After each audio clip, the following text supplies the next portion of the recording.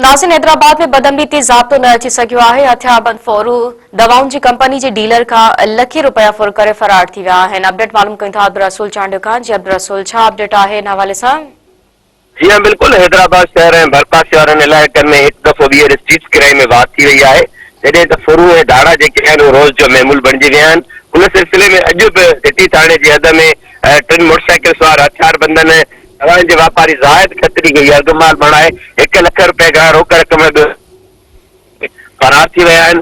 जॾहिं त अहिड़े वाक़े जी जेका एनसी आहे उहा पिणु सिटी थाणे दाख़िल कई वई आहे। असांजी ॻाल्हि ॿोल थी आहे मुतासिर वापारी सां। हुनजो चवणु आहे त पुलिस खे हुन बर वक़्तु इतला ॾिनो, पर इतला बावजूद पुलिस न पहुती, जॾहिं त हुनजो फुरथियल जेको सामान आहे उहो फौरी तौर ते रिकवर कराए वञे। जॾहिं त हैदराबाद शहर जे मुख़्तलिफ़ इलाइक़नि में हिन वक़्तु बि मजमूई तौर ते हिकु हफ़्ते दौरान 6 खां वधीक जेके आहिनि फुर ऐं धाड़नि चोरियुनि जा वाक़िया पेश आया आहिनि, ऐं जॾहिं त जेके शहरी आहिनि उन तरफ़ां गिनती जो इज़हार कयो वियो आहे। जी अपडेट खां आगाह करण जे लाइ अब्दुल रसूल, अवां जी महिरबानी।